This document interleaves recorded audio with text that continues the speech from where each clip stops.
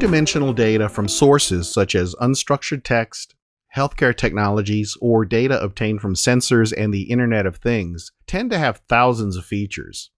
It's not uncommon in these datasets to have fewer observations than features. Dimension reduction is the process of simplifying these complex sets of data by reducing the number of random variables under consideration. Dimension reduction techniques come in a number of forms, but they can be loosely categorized into feature subsetting, matrix decomposition techniques, and manifold learning techniques. Here we will survey a number of methods, and we will discuss the application of principal components analysis and T-distributed stochastic neighbor embedding. Pipelines become relevant to dimension reduction due mainly to the fact that some machine learning models are more sensitive to class imbalance than others. This means you should be comfortable with comparing and tuning different dimension reduction algorithms in the context of pipelines, and choosing which algorithms would be best suited for each model. Feature subsetting is a form of feature engineering where we identify subsets of features we may use to build models. This is not a comprehensive list of all the methods of feature subsetting, but it does cover most of the main methods. Akaki and Bayesian information criterions may both be employed as methods for selecting the best linear models. Lasso regression performs variable selection and regularizes the data sets to enhance performance of your models. Neural networks, of course, can do feature extraction via upper layer outputs or via unsupervised autoencoders. Feature subsetting is a form of feature engineering, and we have already seen the select k-best method in a pipeline, which is an ANOVA by default, but has the option to use other estimators other than ANOVAs. Variance thresholding can be useful especially in situations where there's a large feature space, for example, the entire human genome, and we want to tune the pipeline on a smaller data set or try to remove noisy features in that large feature space. It ensures a constant threshold across data sets without throwing out or compressing meaningful information. One project that the data science team at Avail has been tasked with is ensuring that the video feeds are in fact news video feeds. There are people that are performing quality assurance on these feeds, but eventually the data science team will need to build a service that samples a number of frames from a video, then identifies objects in the images, flagging for review any feeds that may be different. A solid benchmark data set for this task is the Fashion MNIST dataset.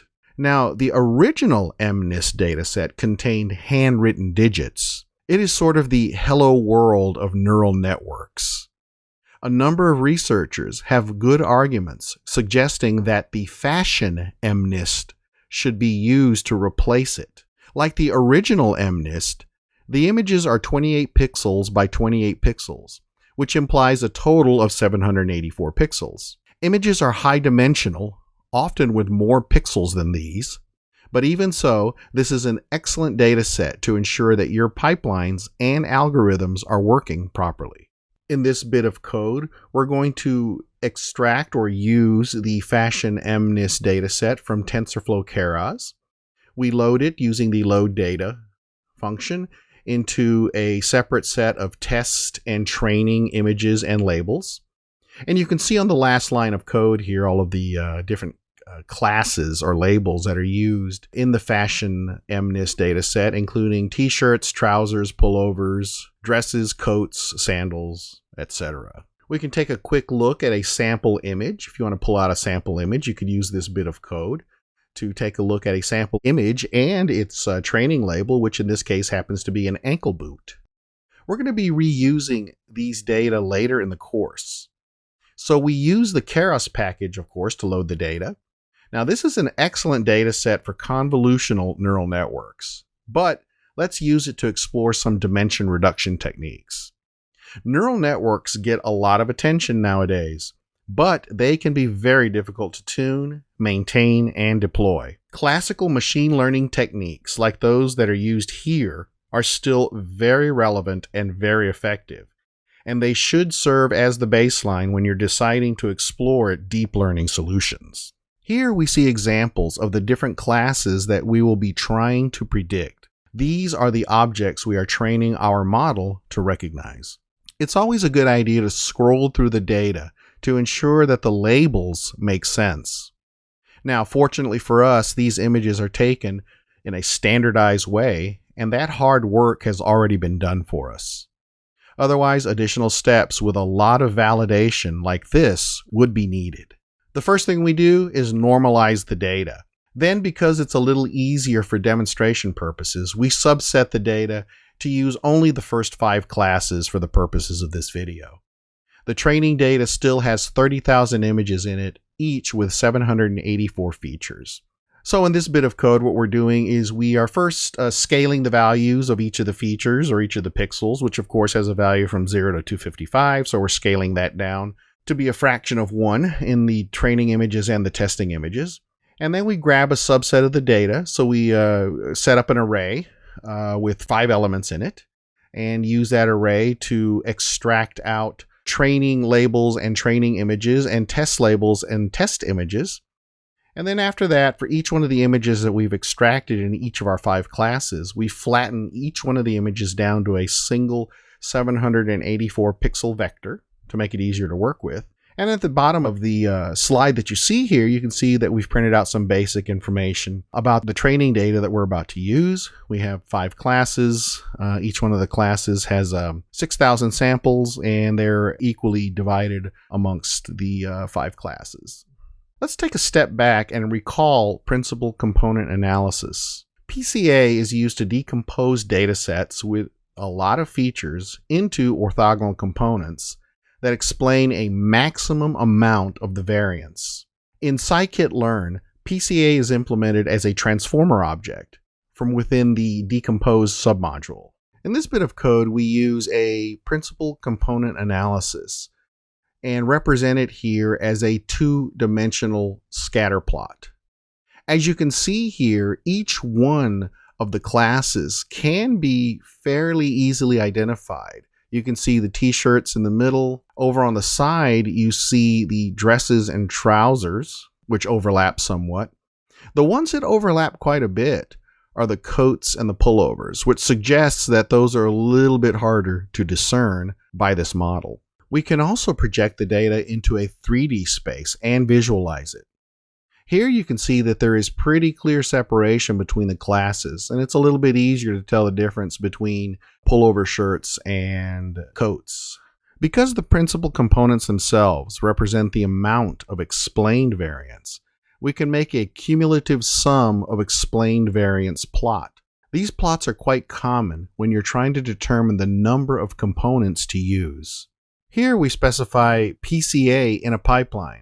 The param grid dictionary, which you see here at the top of this code, guides the grid search.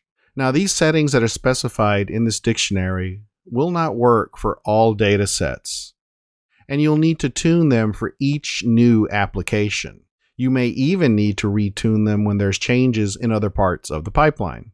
Notice how each key in the dictionary has a double underscore and that it matches with the pipeline key above. After you run this code, the results are printed at the bottom, which gives us the best parameters that it found in its search. So for the PCA, it discovered that 25 components was the best. And for the SVM and SVM Gamma, 1.0 and 0.1 respectively. Let's take a look at the performance of our model in predicting the classes in the Fashion MNIST dataset. The F1 scores are decent. Trousers are clearly the easiest to distinguish both often and correctly. The pullover and coat have the lowest scores, as we noted in the graphs that we saw earlier, but they're quite similar. This is not too bad of a performance for only 25 features. Performance would probably go down on the whole data set unless we allowed more principal components. We can see that there are a number of other matrix decomposition techniques that can be employed for dimension reduction. There are specific variants for sparse matrices and others for batch processing and even for online learning. Non-negative matrix factorization and latent Dirichlet allocation are particularly useful in the context of topic modeling. SVD and factor analyses are closely related to PCA. In fact, the PCA implementation we've been working with is actually SVD under the hood. Manifold learning algorithms are often used in the context of visualization. Principal component analysis and independent component analysis are examples of algorithms that define ways to obtain a specific linear projection of the data. These methods have the caveat that they do not identify nonlinear structure in the data. Manifold learning is used to generalize linear techniques such as PCA to be more sensitive to nonlinear structure in your data. For these examples, we will use T-distributed stochastic neighbor embedding as an example for visualization. TSNE converts similarities between data points to joint probabilities, and then tries to minimize the Kullback-Leibler distance between the joint probabilities of the low-dimensional embedding and the high-dimensional data. TSNE has a cost function that is not convex. This means that we will not always get the same result. It's always highly recommended to use another dimensionality reduction method, such as PCA for dense data or truncated SVD for sparse data, to reduce the number of dimensions down to a reasonable amount, such as 50. In this example here, we're going to use the TSNE function from sklearn on the fashion MNIST data. And then after that, as you can see on the bottom part, we are going to create a TSNE plot of those data.